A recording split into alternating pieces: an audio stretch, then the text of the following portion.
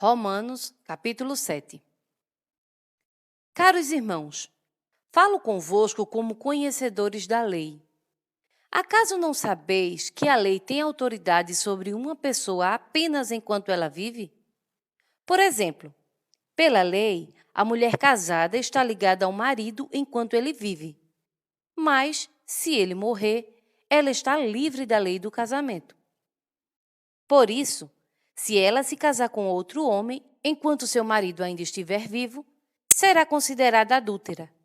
Mas, se o marido morrer, ela estará livre daquela lei, e mesmo que venha a se casar com outro homem, não estará adulterando.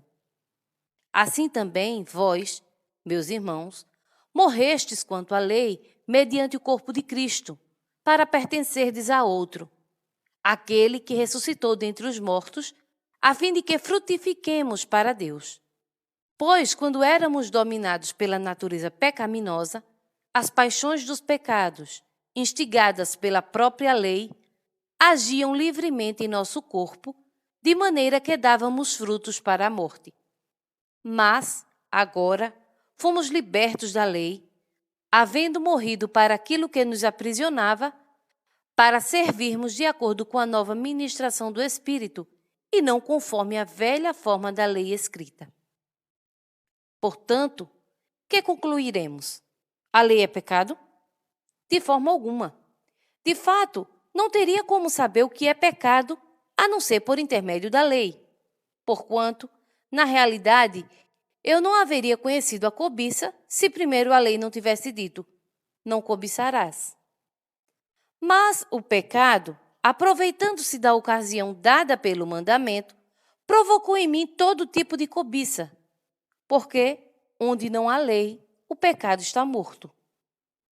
Antes eu vivia sem a lei, mas quando veio o mandamento, o pecado reviveu e eu fui ferido de morte. E descobri que o mandamento que era para a vida transformou-se em morte para mim. Porquanto, o pecado, valendo-se do mandamento, iludiu-me e por meio dele me matou. De maneira que a lei é santa e o mandamento santo, justo e bom. Portanto, isso significa que o que era bom tornou-se morte para mim? De forma alguma. Mas o pecado, para que se revelasse como pecado, produziu em mim a morte por intermédio do que era bom, a fim de que, por meio do mandamento, o pecado se demonstrasse extremamente maligno. Porquanto é do nosso pleno conhecimento de que a lei é espiritual. Eu, entretanto, sou limitado pela carne, pois fui vendido como escravo ao pecado, pois não compreendo meu próprio modo de agir. Porquanto o que quero, isso não pratico. Entretanto, o que detesto, isso me entrego a fazer.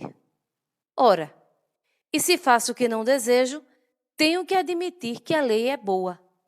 Nesse sentido, não sou mais eu quem determina o meu agir, mas sim o pecado que habita em mim. Porque sei que na minha pessoa, isto é, na minha carne, não reside bem algum. Porquanto o desejar o bem está presente em meu coração, contudo, não consigo realizá-lo. Pois o que pratico não é o bem que almejo, mas o mal que não quero realizar, esse eu sigo praticando. Ora, pois o que pratico não é o bem que desejo, mas o mal que não quero realizar, esse eu sigo praticando. Ora, se faço o que não quero, já não sou eu quem o realiza, mas o pecado que reside em mim. Assim, descubro essa lei em minha própria carne. Quando quero fazer o bem, o mal está presente em mim. Pois no íntimo da minha alma tenho prazer na lei de Deus. Contudo, vejo uma outra lei agindo nos membros do meu corpo, guerreando contra a lei da minha razão, tornando-me prisioneiro da lei do pecado que atua em todos os meus membros. Miserável ser humano que sou! Quem me libertará deste corpo de morte? Graças a Deus, por Jesus Cristo, nosso